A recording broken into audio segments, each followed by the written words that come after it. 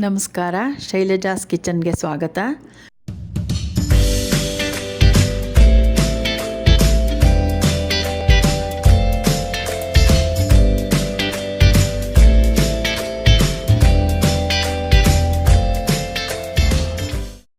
ಈ ದಿನ ನಾನು ಹಾಗಲಕಾಯಿ ಗೊಜ್ಜು ಮಾಡುವ ವಿಧಾನವನ್ನು ತೋರಿಸಿಕೊಡುತ್ತಿದ್ದೇನೆ.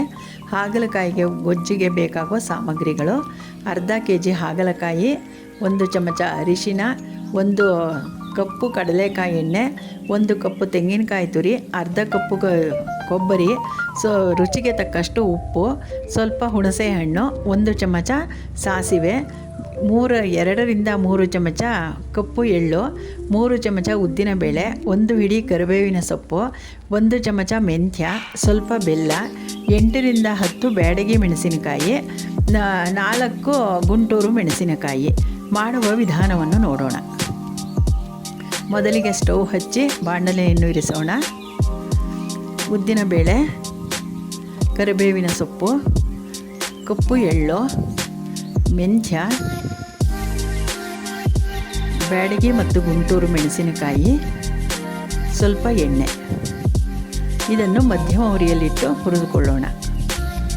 ಇದು ಸ್ವಲ್ಪ ಆದಮೇಲೆ ಈಗ ತೆಂಗಿನಕಾಯಿ ತುರಿ ಹಾಕೋಣ.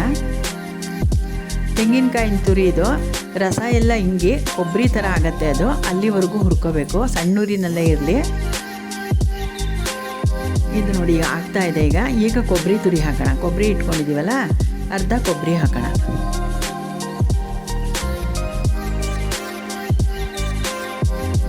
ನೋಡಿ ಈಗೆಲ್ಲ ಆಗ್ತಾಯಿದೆ. ಅದು ಪೂರ್ತಿ ಕೊಬ್ಬರಿ ಮತ್ತು ತೆಂಗಿನಕಾಯಿ ಒಂದೇ ಸಮವಾಗಿ ಕಾಣಿಸ್ತಾ ಇದೆ. ಈಗ ಬಾಣಲೆ ಇಂಥ ತಗೊಂಡು ಇದು ಸ್ವಲ್ಪ ತಣ್ಣಗಾದ್ಮೇಲೆ ಮಿಕ್ಸಿಗೆ ಹಾಕೋಬೇಕು. ಬಿಸಿ ಇದ್ದಾಗ ಮಿಕ್ಸಿಗೆ ಹಾಕೋಬಾರ್ದು. ಇದು ಸ್ವಲ್ಪ ತಣ್ಣಗಾದ್ಮೇಲೆ ಮಿಕ್ಸಿಗೆ ಹಾಕೋಣ. ನೋಡಿ ಎಷ್ಟು ಚೆನ್ನಾಗಿ ಕಾಣಿಸ್ತಾ ಇದೆ.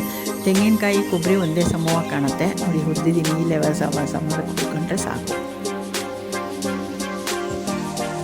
ಬಾಣಲಿ ಇಡೋಣ. ಇದಕ್ಕೊಂದು ಕಪ್ಪು ಕಡಲೆಕಾಯಿ ಎಣ್ಣೆ ಪೂರ್ತಿ ಹಾಕೋತಾ ಇದ್ದೀನಿ. ಹಾಗಲಕಾಯಿ ಗೊಜ್ಜಿಗೆ ಸ್ವಲ್ಪ ಕಡಲೆಕಾಯಿ ಎಣ್ಣೆ ಜಾಸ್ತಿನೇ ಇರಬೇಕು, ಇಲ್ದಲೇ ಇದ್ದರೆ ಚೆನ್ನಾಗಿರಲ್ಲ.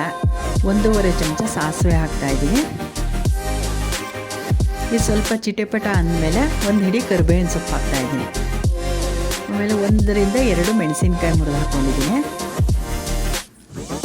ಇದು ಸ್ವಲ್ಪ ಗರಿ ಆದಮೇಲೆ ಹಾಗಲಕಾಯಿ ಹಾಕೋಣ. ಈಗ ಇದನ್ನು ಹಾಗಲಕಾಯಿನ ತೊಳೆದು ಸಣ್ಣಗೆ ಹೆಚ್ಚಿಟ್ಕೊಂಡಿದ್ದೀನಿ.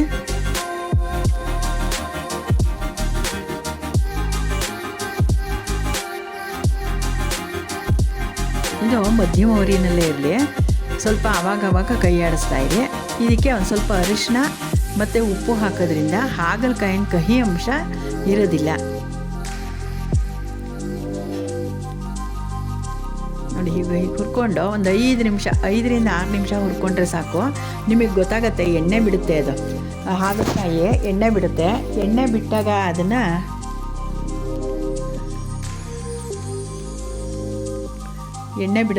ಎಣ್ಣೆ ಬಿಟ್ಟಾಗ ನೀವು ಹುಣಸೆ ಹಣ್ಣು ಇಟ್ಕೊಂಡಿರ್ತೀರಲ್ಲ, ಅದನ್ನು ಕಿವುಚಿಟ್ಕೊಂಡಿದ್ದು ಹುಣಸೆ ಹಣ್ಣಿನ ರಸ ಅದಕ್ಕೆ ಹಾಕಬೇಕು. ಹಾಕ್ಬಿಟ್ಟು ಬೆಲ್ಲ ಇಟ್ಕೊಂಡಿದ್ದೀವಲ್ಲ, ಬೆಲ್ಲ ಹಾಕೋಣ ಅದಕ್ಕೆ.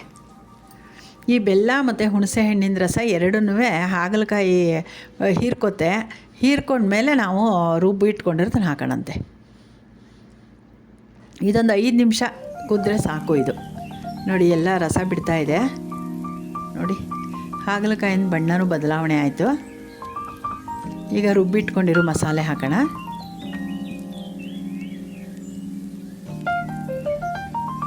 ಈ ಮಿಕ್ಸಿ ಜಾರ್ಗೆ 1 ಕಪ್ ನೀರು ಹಾಕ್ಕೊಳ್ಳೋಣ. ನೀರು ಹಾಕ್ಕೊಂಡು ಇದಕ್ಕೆ ಹಾಕೋಣ, ಗೊಜ್ಜಿಗೆ ಹಾಕ್ಕೊಳ್ಳೋಣ. ಇದಾಗತ್ತೆ. ನೀವು ತುಂಬ ಗಟ್ಟಿ ಬೇಕು ಅಂತಂದರೆ ಇದೇ ಹದ ಸಾಕು. ಸ್ವಲ್ಪ ನೀರಾಗಿದ್ದರೆ ಚೆನ್ನಾಗಿರುತ್ತೆ. ಹಾಗಂತ ತುಂಬ ನೀರು ಮಾಡ್ಕೋಬಾರ್ದು. ನೋಡಿ ಇಷ್ಟು ಹಾಕ್ತಾಯಿದ್ದೀನಿ. 1 ಕಪ್ಪಷ್ಟು ನೀರು ಹಾಕಿದ್ದೀನಿ. ಗೊಜ್ಜು ಅಂದರೆ ಇದೇ ಹದಕ್ಕೆ ಮಾಡ್ಕೊಳ್ಳೋದು. ಇದು ದೋಸೆಗೆ, ಚಪಾತಿಗೆ, ರೊಟ್ಟಿಗೆ ತುಂಬ ಚೆನ್ನಾಗಿರುತ್ತೆ. ಆಮೇಲೆ ಬಿಸಿಯಾಗಿ ಅನ್ನ ಮಾಡಿಕೊಂಡು 1 ಚಮಚ ತುಪ್ಪ ಹಾಕ್ಕೊಂಡು ತಿಂದರೆ ಇನ್ನೂ ಚೆನ್ನಾಗಿರುತ್ತೆ. ಒಣಕೊಬ್ಬರಿ ಇಟ್ಕೊಂಡಿದ್ದೀವಲ್ಲ ಇನ್ನೂ ಸ್ವಲ್ಪ, ಅದನ್ನು ಮೇಲ್ಗಡೆಗೆ ಹಾಕೋಣ.